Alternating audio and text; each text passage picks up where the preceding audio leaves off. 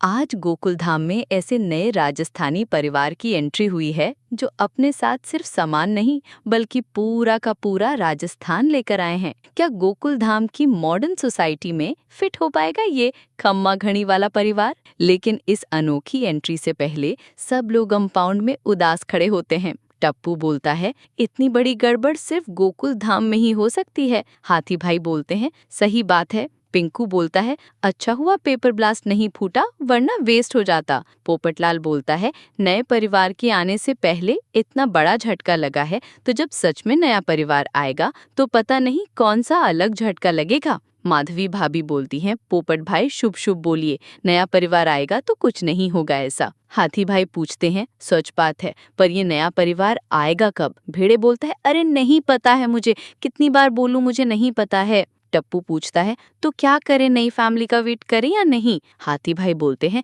कब तक यहाँ ऐसे वेट करेंगे, चलो अपने अपने घर चलते हैं। भिड़े अब्दुल को बोलता है, फिर से मुझे फोन करना अगर नई फैमिली आए तो। पोपटलाल बोलता है, इस बार ठीक से चेक करना कि वो वही फैमिली है जो यहाँ पर रहने आने वाली है। टप्पू बोलता है, अब्दुल भाई को थोड़ी ना पता है नया परिवार कौन है। भिली बताता है, मैं इस बार खुद चेक करूंगा नई फैमिली है कि नहीं, उसके बाद ही सबको बुलाऊंगा। फिर सब लोग अपने अपने घर जा रहे होते हैं। तभी अब्दुल देखता है सोसाइटी में ऊंट पर बैठकर कोई आ रहा है। वो चिल्लाते हुए सोसाइटी में आता है। अब्दुल सबको इशारा करके ऊंट आया है ये बता रहा होता है, पर किसी को कुछ समझ नहीं आ रहा होता। सब लोग अब्दुल को कंफ्यूजन में देख रहे होते हैं। टप्पू क्या हुआ ये जानने के लिए भागते हुए देखने जाता है और देखकर वो भी शॉक हो जाता है और वो सबको बुलाता है। सब लोग सोसाइटी के बाहर आते हैं और ऊंट देखकर अचंभित हो जाते हैं। ऊंट पर बैठकर राजस्थानी पहनावे में छाता लेकर कोई सोसाइटी में आ रहा होता है। जब ऊंट ज्यादा पास आता है तो महिला मंडल डर जाता है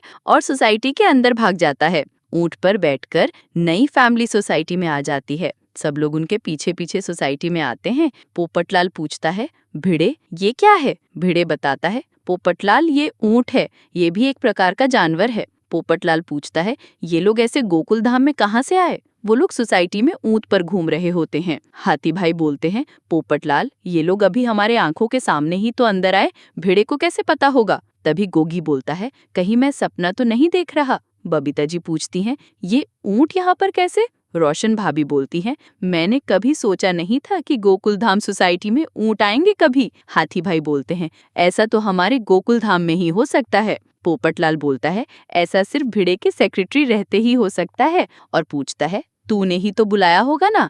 भिड़े बोलता है, मैंने नहीं बुलाया है। पोपटलाल बोलता है, तो तेरे रहते ये सोसाइटी में घुसे कैसे? भिड़े बोलता है, मैं सोसाइटी का सेक्रेटरी हूँ, वॉचमैन नहीं हूँ। और वो दोनों झगड़ने लगते हैं। अंजलि भाभी पूछती हैं, लेकिन ये यहाँ ऊंट पर बैठकर पर्यटक की तरह क्यों घूम रहे हैं? पोपटलाल भिड़े से फिर से झगड़ने लगता है। फिर सारा गोकुल धाम उनको रोकने को जाता है, पर ऊंट उनकी तरफ आते देखकर सब डरकर पीछे हो जाते हैं। फिर वो रुक जाते हैं। जो आदमी ऊंट घुमा रहा होता है वो पूछता है, क्या हुआ भाई साहब? भिड़े बोलता है, क्या हुआ, आप यहाँ ऊंट लेकर कैसे आ गए? पोपटलाल बोलता है, ये हमारी सोसाइटी है, चौपाटी नहीं है जो आप यहाँ पर ऊंट घुमा रहे हैं। हाथी भाई बोलते हैं, आप यहाँ ऐसे बिना परमिशन हमारी सोसाइटी में नहीं आ सकते। तभी पोपटलाल को कोयल की आवाज सुनाई देती है। पोपटलाल सबको बताता है और खुशी में इधर उधर देखने लगता है। तभी ऊंट पर बैठी हुई औरत अपना पल्लू हटाती है और बोलती है, कोयल नहीं, मैं बोली, और वो कोयल की आवाज निकाल कर दिखाती है। उसके साथ एक बच्चा भी होता है।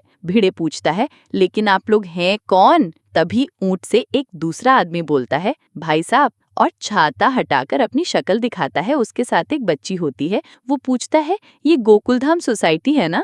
भिड़े बोलता है, भाई साहब आप ऊंट पर बैठे हैं इतनी ऊंचाई पर, आपको आते हुए गोकुलधाम सोसाइटी का बोर्ड दिखाई नहीं दिया? वो आदमी बोलता है, छाता हमारे सर पर था इसीलिए दिखाई नहीं दिया। भिड़े बोलता है, यही है गोकुलधाम सोसाइटी, यहाँ पर क्यों आए हैं आप? वो चारों लोग एक साथ बोलते हैं, हम गोकुलधाम सोसाइटी में रहने आए हैं। तो इसी प्रकार से फाइनली गोकुलधाम में नया परिवार आ चुका है। सब लोग ये जानकर बहुत खुश होते हैं। वो आदमी अपनी मूंछों को ताव देता है। वो लोग अपने छाते बंद करते हैं और नमस्कार करते हैं। माधवी भाभी बोलती हैं, ये तो वही नई फैमिली है जिसका हम लोग कब से इंतजार कर रहे थे। भिड़े बोलता है, तो फाइनली गोकुलधाम में नया परिवार आ ही गया। फिर असित कुमार मोदी की एंट्री होती है। वो श्री कृष्ण जी को प्रणाम करके बताते हैं, हमारे गोकुल धाम सोसाइटी में मंगल होने वाला है। 17 सालों से दौड़ रही हास्य मनोरंजन की एक्सप्रेस में नए पैसेंजर का आगमन होने वाला है। ये गोकुल धाम सोसाइटी में शामिल होने वाला नया परिवार कौन है और कहाँ से आया है? तभी वो छोटी लड़की उन्हें स्टैचू बोलती है। फिर असित भाई बताते हैं, ये है हमारी बंसरी, नखराली, लाडली और सबसे प्यारी हमारी बंसरी, और वो उसको अपने छोटे भाई से मिलवाने को बोलते हैं। वो बताती है, वो मेरा छोटा भाई नहीं है, वो मुझसे बड़ा है। वो बोलते हैं, मिलवाओ तो सही, कैसा है मैं देखूं तो सही। फिर वो अपने भैया को बुलाती है। वो दौड़ते हुए गुलाटियां मारते हुए वहां पर आता है। असित भाई बोलते हैं, ये है हमारी बंसरी और वीर की जोड़ी। अगर बच्चे ऐसे हैं तो उनके मम्मी पापा को भी मिलना होगा। तभी उनके पापा भी वहां पर आ जाते हैं और खम्मा घड़ी बोलते हैं। वो बोलते हैं, नमस्ते, मैं हूँ रतन सिंह चतुर सिंह बिंझोला। पेशे से मैं व्यापारी हूँ, मैं साड़ी का व्यापारी हूँ। असित भाई पूछते हैं, साड़ियों की दुकान? रतन सिंह बोलते हैं, साड़ियाँ हमारी भारतीय महिलाओं का फेवरेट है और मैं चाहता हूँ कि ये पूरी दुनिया में फेमस हो जाएं। असित भाई बोलते हैं, बंसरी, वीर, रतन सिंह, ये कितने प्यारे हैं। ये तीनों सोना है। अगर ये सोना है तो सुहागा है इस परिवार की लक्ष्मी, रूपवती रूपा। ये तो अपने आप को सोशल मीडिया इन्फ्लुएंसर मानती है, बड़ी नटखट है, प्यारी है, तो चलो मिलते हैं रूपमती से। फिर वहां पर रूपा जी आ जाती हैं। वो बोलती हैं, आपका खूब खूब आभार, आपने हमारे छोटे से परिवार को गोकुल धाम में परमानेंट वीजा दे दिया। फिर वो लोग एक साथ सेल्फी लेते हैं। रूपा जी उनके सोशल मीडिया चैनल पर इस सब का लाइव स्ट्रीमिंग करती हैं और सबको बताती हैं कि वो गोकुल धाम सोसाइटी में पहुंच गए हैं। असित भाई उन सबका गोकुल धाम सोसाइटी में स्वागत करते हैं। सीन फिर से गोकुल धाम में शिफ्ट हो जाता है। नए परिवार ऊंट पर बैठकर डांस कर रहे होते हैं। तभी ढोल बजने लगता है, जिसके वजह से ऊंट अनकंट्रोल हो जाते हैं और सोसाइटी में गोल गोल जोर से घूमने लगते हैं। रतन सिंह ऊंट को रोकने को बोलता है। ऊंट वाला बोलता है, ये सब क्या कर रहे हो? ढोल बजाने से ऊंट भागने लगते हैं, ढोल मत बजाइए। भेड़े उनको सॉरी बोलता है। वीर पूछता है, मम्मी पापा हमारा घर कहाँ है? रतन सिंह उसको वर्मा जी का फ्लैट दिखाता है। वो लोग घर देखकर बहुत खुश होते हैं। रतन सिंह ऊंट वाले को ऊंट उनके घर के पास लेने को बोलता है। पोपटलाल बोलता है, लोग ऑटो में, टैक्सी में, बस में, हेलीकॉप्टर में आए, ये लोग ऊंट पर आए। गोगी पूछता है, ये लोग मुंबई में ऊंट पर घूमेंगे। टप्पू पूछता है, ऊंट को रखेंगे कहाँ? गोगी बोलता है, जैसे गाड़ी को पार्क करते हैं वैसे ऊंट को पार्क कर देंगे। गोली बोलता है, मतलब हमारी गोकुल धाम सोसाइटी में ऊंट की भी पार्किंग होगी? तभी भिड़े को सपना दिखाता है कि सोसाइटी में ऊंट बंधे हुए हैं और वो चिल्लाता है। टप्पू पूछता है, क्या हुआ भिड़े अंकल?